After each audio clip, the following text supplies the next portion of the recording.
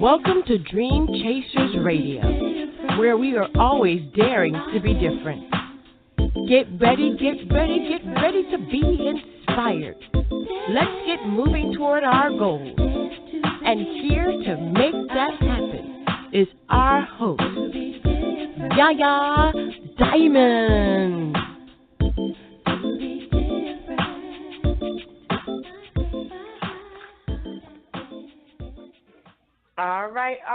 All right. It's Yaya coming live from the beautiful city of Miami, Florida. That's right. I am on location.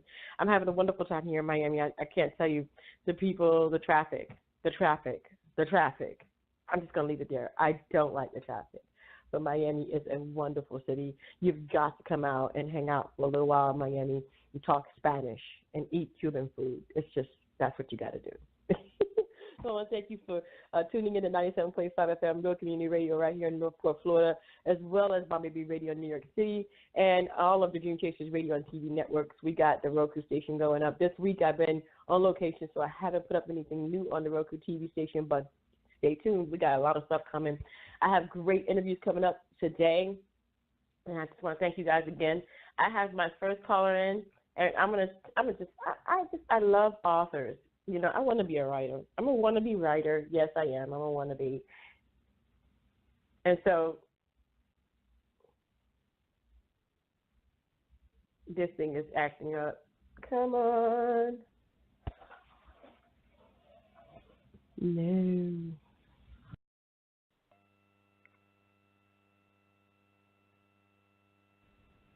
I'm a wannabe writer. Like I said, this thing wanted to turn off on me.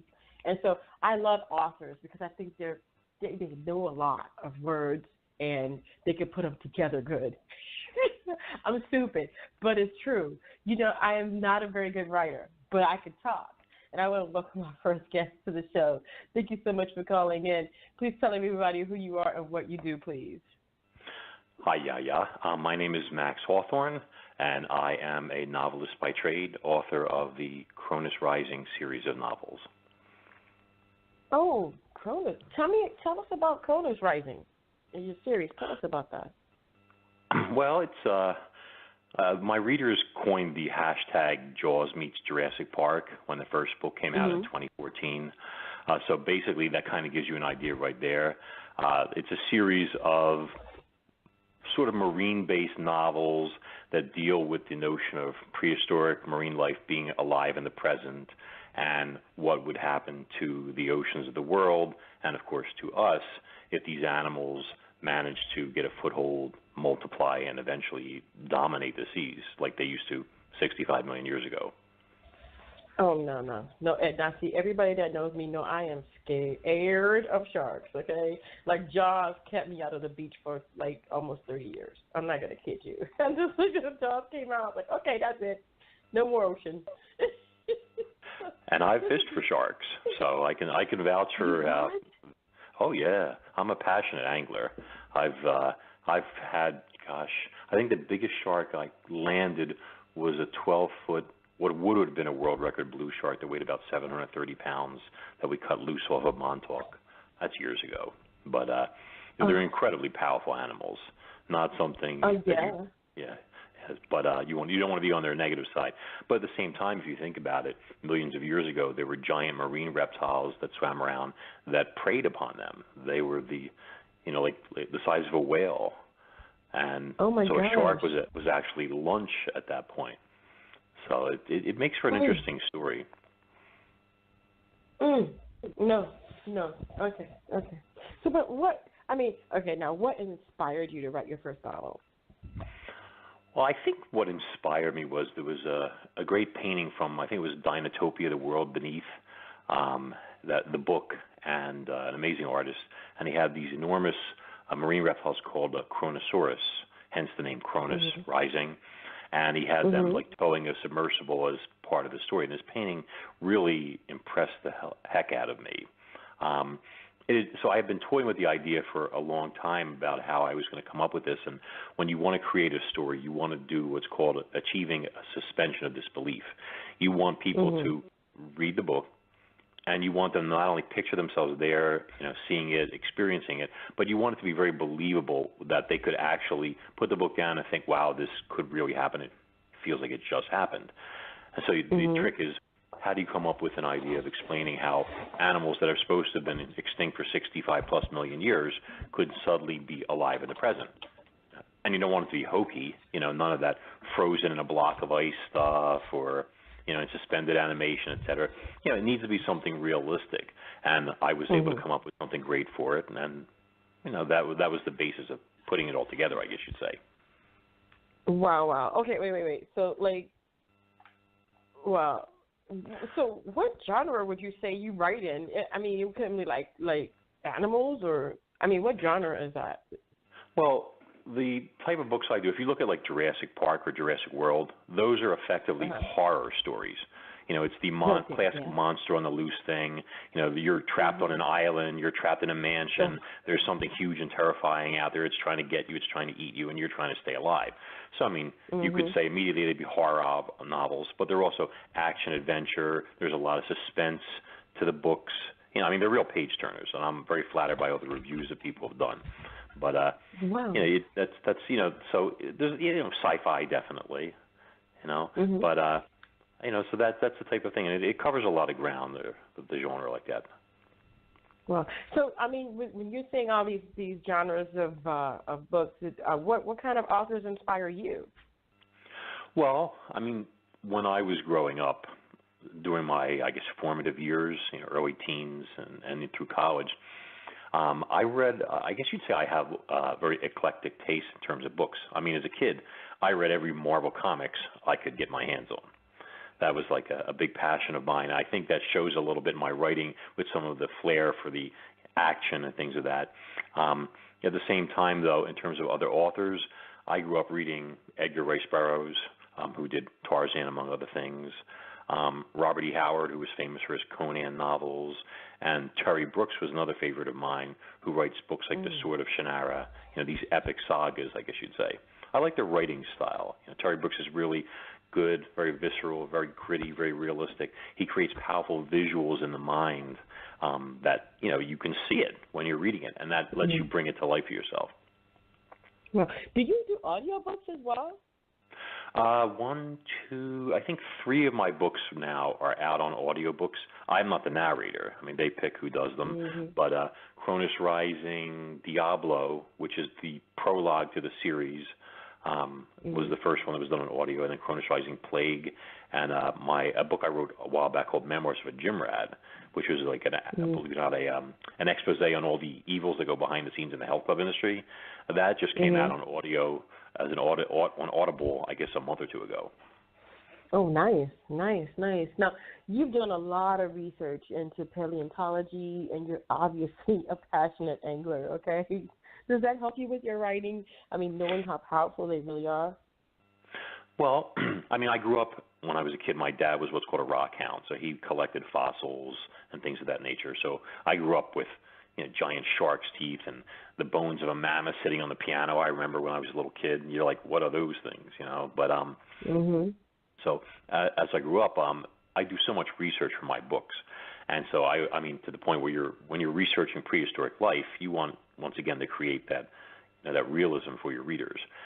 It got to the point where I've actually published some theories on paleontology myself that a lot of formal paleontologists, like mysteries, let's say, that haven't been solved, like how certain animals swam through the water, and why some of those, like these creatures called plesiosaurs, like the classic Loch Ness monster image, had such long necks and things like that. That kind of went hand in hand with the writing, I guess you'd say. And of course, since my books a lot of them are on the water or underwater, it certainly helps having a lot of hands-on experience. Like there's a scene in Kronos Rising, the very first book, where this captain and his nephew are out on like a 36-foot boat, and they're fishing for bluefin tuna, and they're struggling to try and reel in this 1,100-pound tuna, which would actually make the guy season and let him pay off his boat and stuff. And it gets taken by the monster, this giant pliosaur, which they don't know that yet at first. But when it seizes the tuna, it's like, oh, the guy thinks he's got it, and all of a sudden the pressure on the rod like quintuples. He almost gets pulled over the side, and nephew has to pull him back. The rod starts breaking apart, and eventually the line just, breaks. And to be able to describe that, it helps a lot if you've actually been in a fighting chair, fighting sharks or marlin and things like that, so that you can describe how it feels, the strain, the stress, the sweat in your eyes, the smell, all that stuff. Let's create ultra realism for your readers. So yeah, it definitely helps. Goodness. And wait. So you said that in your family's house there were bones and teeth and. Oh gosh, did you ever play with them? Were you ever? Oh, I would get in big trouble if I did. Oh. But at one point, my dad had acquired the partial skeleton of a young mammoth, and I remember the bones, like the leg bones, were enormous, 3 feet long or something like that. They were dinosaur bones, effectively, that size, and they were just stacked and covered with a tarp sitting on top of the piano, and all. But he had so many things. I'm a fossil collector and antiquities collector myself, I guess. Obviously, the apple doesn't fall far from the tree, so I have an extensive collection of that stuff. But it made for an interesting childhood. Not your usual fare, I guess you'd say. Wow. Yeah, that's not the usual fare. Now, have you ever thought about going and digging up these fossils, or have you ever done that? And I'm seeing you out there. That's just basically like trying to dig up fossils. I can tell. It's funny. I've been invited to go on digs. Some guys from the UK in particular. One of the museums out there actually has the poster of a signed poster of my book cover in England hanging in the lobby of the museum, believe it or not. And they've invited me to come out and to go on digs and things of that on what they call the Jurassic Coast. There's a section in Kimmeridge in the UK where every time there's a big storm, it washes away some of the, a little bit of the coastline, and more of the fossils of these giant prehistoric marine creatures start coming up. New ones. And I would love to do it, but realistically, it's a matter of time. I'm a parent. I have books to write. I have blogs to do. I have interviews to do. Thank you again for having me on. There's just so much. Yeah, there's just so and I'm not even getting out to fish much anymore because I have so much on my plate. So I'd love to go out there and explore and look for things, but it's just a question of time. I think that you're doing a wonderful job. Most people don't realize what you have to give up to gain what you really, what you're going for in life. And like you said, you really like to get out there, but there is really absolutely no time to do it. Because, you're busy. Did you ever feel guilty about not being able to do what you used to do, but now that you're doing what you're doing? Well, I used to fish constantly. I have a boat, and I would be out every weekend fishing. And it was great, but at the same time, it takes up valuable time. Then, you become a parent, you have more and more responsibilities, and you're an author. I have fans I have to, keep in touch with, all these other things. And so it's I look at my boat and it looks at me, it's are we going out? It's been a while. So it's I don't get to take the actual boat out much unless I take relatives out. But what I try to do is I try and combine the best of both worlds. And what I mean by that is that I don't know how all the other authors out there are, but when I do my work, I don't just edit it on the screen, which I find is very limiting in terms of what you perceive. I find that that's great for step 2 and 3, but you really need to do what's called hard copy editing. And I will get a chapter or 5 or 10 pages or whatever on a clipboard, and I will sit there and read it through as if it's a book, and then I see mistakes and changes in terms of pacing and things like that I didn't see on the screen. So what I'll do very sneakily is I'll take a chapter or half a chapter, and I will sneak off, while nobody else is home in the middle of the day, to a local lake with a folding chair and, a little cooler and my clipboard and fishing rods and stuff. And I will actually shore fish, put a couple rods out in rod holders, and then I will sit there, the bait's doing its thing, and I will edit, and every so often I'll catch a fish. So it's almost at that point I'm getting paid to fish. So it does kind of let me kill 2 birds with 1 stone, as they say. Wow. And that sounds very relaxing. and very motivating and just it is, except that every so often there's like the sheer like zzz, and your rod goes and you're like, whoa, if you hook into something big that you're not expecting, and then you're fighting the fish and you don't have anybody there to help you to net the fish. It's like pandemonium and stuff, and then like you release the fish and then you're slimy. I learned this the first one or two times to bring like wet wipes and napkins and stuff, because otherwise you're editing. I mean, you're telling a story about a sea monster. Your editing smells like one, because there's like fish on it or something. People, you hand it your editing, he's like, whoa, what the heck is this? What, you wrap like your dinner in this thing, But but it's good stuff, So I don't know. Every so often I get hit on while I'm doing that, though. Believe it or not, like I don't know what it is. I guess like some people realize that you must be some editor or something, and I get approached every so often by like a woman, or she sends her child over or something like that, while I'm trying to work and stuff. It's just, I don't know why it happens. It's strange. No, I think you're sexy. Well, yeah. Well, I mean, obviously, man of my advanced years, I don't know about that, but we try. I tell you. Yeah, I tell you. So that sounds interesting, though. I mean, you kind of combine the both worlds together and try to get it. I mean, so what's next for Max Hawthorne? What do you have? Do you have a new book coming out soon? Well, I've been working on, right now there are 5 books in the Kronos Rising series. There's 3 full-length novels. There's Kronos Rising Kraken Volume 1, Kronos Rising Kraken Volume 2, which, by the way, 2 of those won Book of the Year awards, not to brag, but I was very honored by that. So then there's 2 novellas out. Yeah, so right now I'm in the middle of, I'm actually just about done. I'm finishing up Kronos Rising Kraken Volume 3, which would be the 6th book in the series. Then I have to decide from there. I mean, these are big books. I like to give people a lot of bang for their buck, so to speak. So, I mean, most books, if when you pick them up, they're like 275, 300 pages, maybe 350. My books are like almost 600 pages long. I write like Stephen King length novels, basically, and but people, they churn through them. It's amazing, these people stay up all hours of the night reading. It's very flattering. I just don't want to be blamed for you going late to work or getting fired. It's not my fault. Right. But so once the current book is done, and it's going to be huge. I mean, I've seen the cover, and it's fantastic. Then I'm trying to decide. I mean, I have so many projects. I have a horror screenplay that I wrote that I need to tweak and send out to back to somebody. I have ideas for other screenplays, novellas, short stories. I mean, it's just so much stuff. Your brain constantly churns out ideas.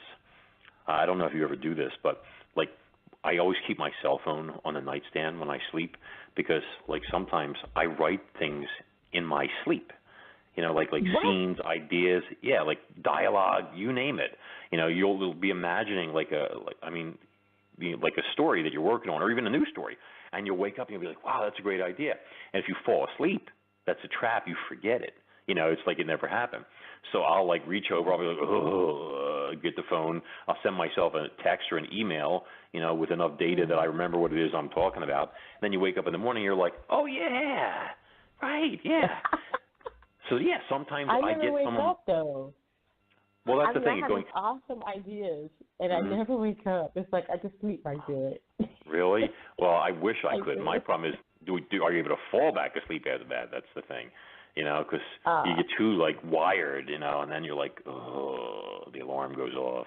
There's nothing worse than lying there watching the sun come up and wanting to scream because you can't fall back asleep.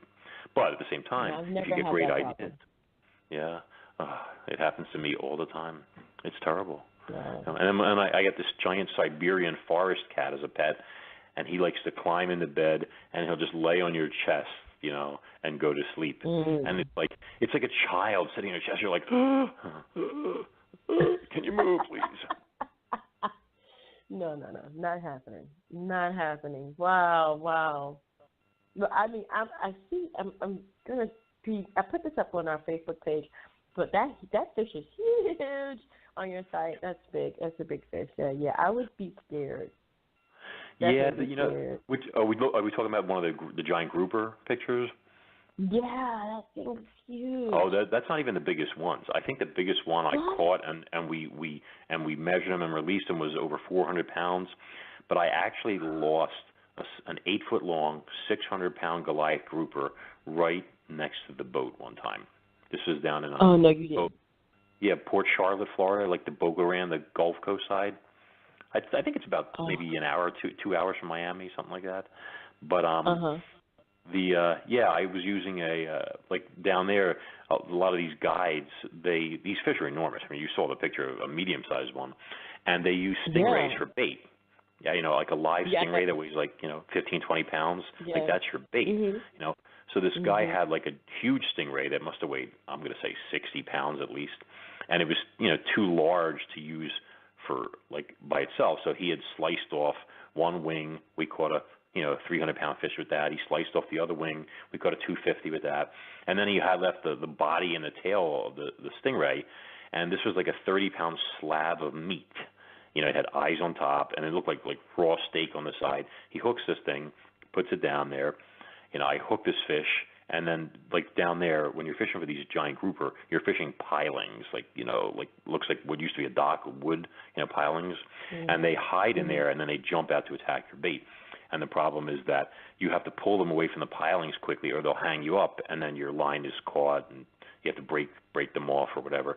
So the fishermen, a lot of times when you hook a fish, they'll gun the boat in reverse and try and drag the fish away from the pilings so you can fight them in the open.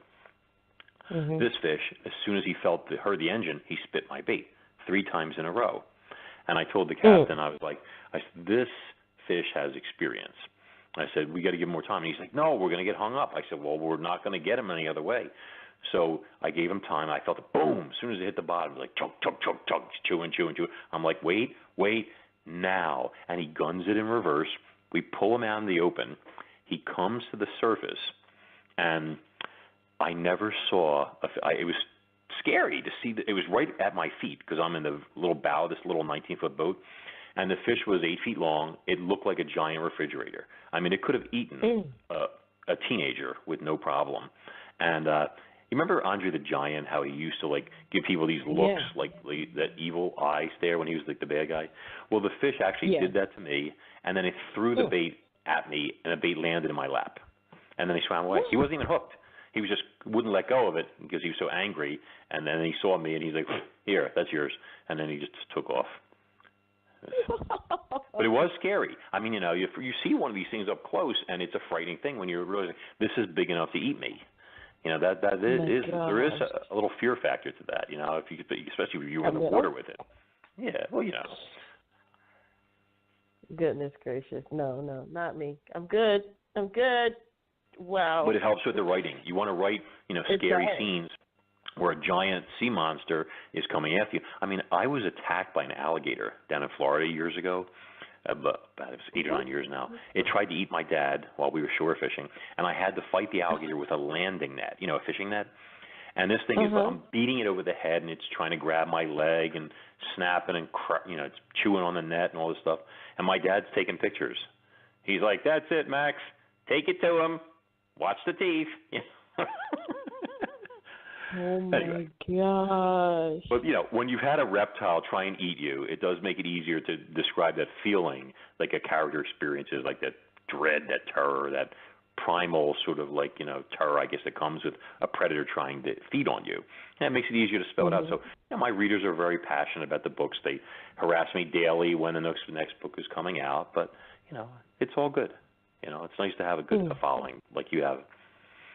You got some stories that are true, that are just, I guess, just as great as, your fiction and your novels. I mean, where can people see those novels? Well, you can get them from Barnes & Noble, but usually they're out of stock, and you'd have to call your store and have them pre-order it so you don't, make the trip, which has happened to people, unfortunately. But I always tell people the easiest way is to, first, if they go on my website, which they can go to actually either maxhawthorne.com or kronosrising.com, Kronos with a K, or straight to Amazon. But if you go on my site, there's actually a free books section there where they have free downloads, excerpts from the novels and stuff. And some people, if you have like an Amazon subscription, like what's it called, Kindle Unlimited, you can actually read the books for free. But otherwise, Amazon's the way to go. They have soft covers, hard covers, Kindles, the whole enchilada. I was at a Barnes & Noble today here in Miami, and it was nice because I hadn't seen one in a while. Because where I'm from, Sarasota, they don't really have them. And so, go to Sarasota, you got to go all the way up to Bradenton to get them. And I know about Port Charlotte because I have friends, and they're just like family to me. They live in Port Charlotte. And Robbie, he's a guide, and he tells me all those crazy stories. Sometimes he when he goes out and we see him on his Facebook page, I'm out, And so it's crazy. It's amazing down there. It really is. I mean, nice people, beautiful countryside, and the wildlife. I mean, it's like the first time I was down there in Boca Grande, I parked.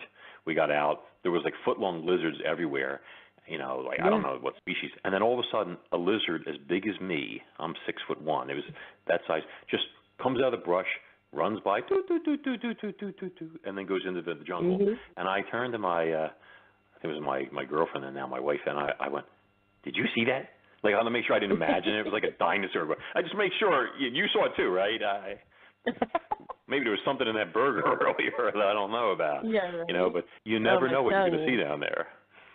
No, you don't. And I, like I said, I live there. I live out in the they call that the countryside, and we have the foxes and the Florida panther and the bobcat, and there was an anaconda out there one time too.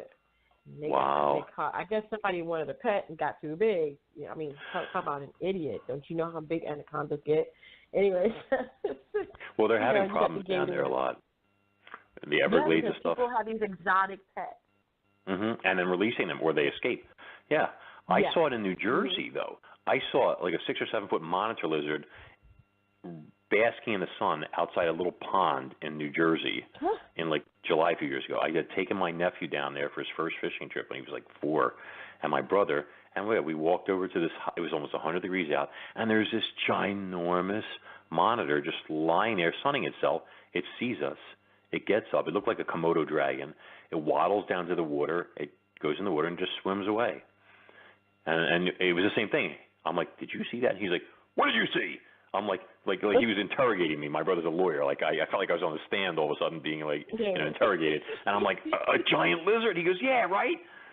So I mean, I've seen them up north in the Northeast, down in Florida, where they can breed and the temperature. I mean, it's going to be Jurassic Park all over down there in 100 years if they don't do something.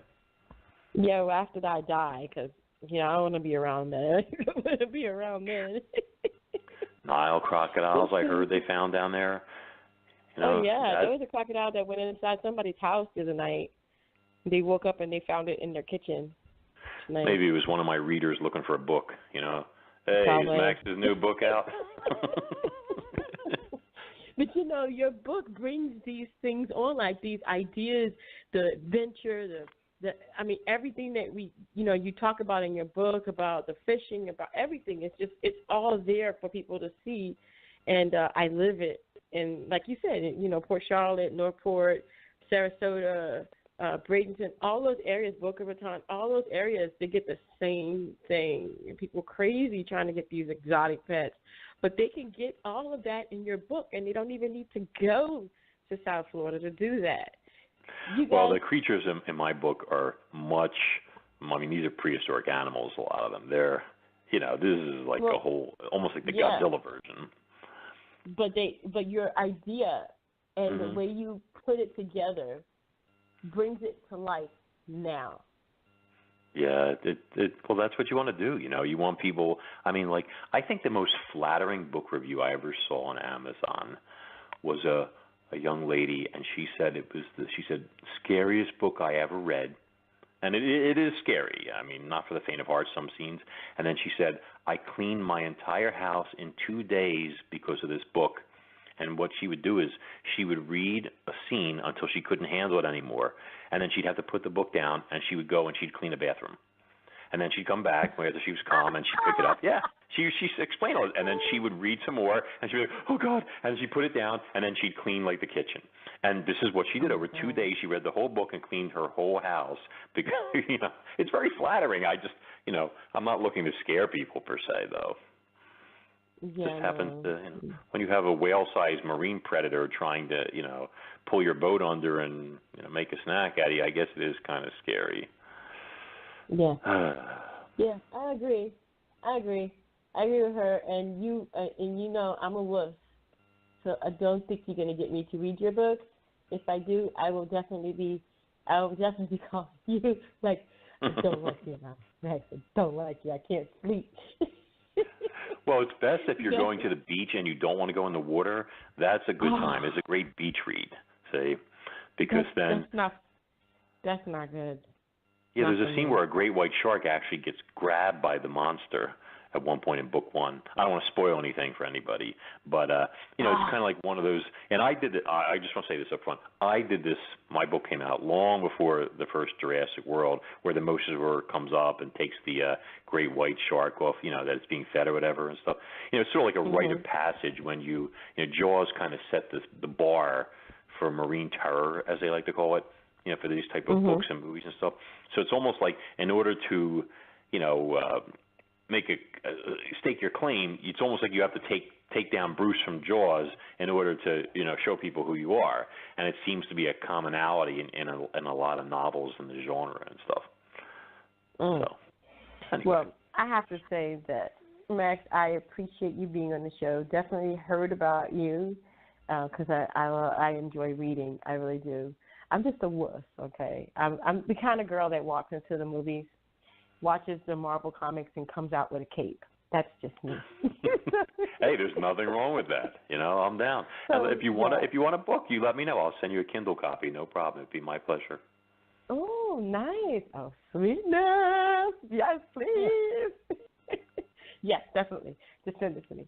I'll send you my email address, and then I'll definitely be reading it. But I'll probably be I'll have a spotless, dust-free house by the time I finish. That's the plan. Just line up all the stuff you're going to use to work with, to clean or whatever. Read chapter 1, hit that one, read chapter 2. It's 30 chapters. You'll have it all worked out. Hey, this is a great spring cleaning book you guys can get. That's definitely. I love it. Max, thank you so much for being on the show. It was my pleasure, Yaya. My pleasure. And it's been a wonderful interview. I can't wait to hear what you have in store for us later. Thank you. All right then, Max. You guys, that was Max Hawthorne. But you guys got to just go and get it. You just go ahead right there in our description box, copy and paste. You know how it goes. Or you can go to our Facebook page and copy it down and go ahead and click on the link. It takes you straight to the page. But it's KronosRising.com, KronosRising.com, or Kindle or Amazon. And he is an amazing writer, and I'm honored to have had him on the show. Hopefully he'll come back. Yay! All right, guys, thank you so much.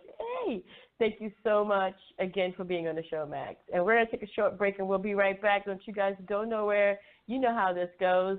We're daring to be different all the time, every time. There is not one time that we're not daring to be different. So let's get with it.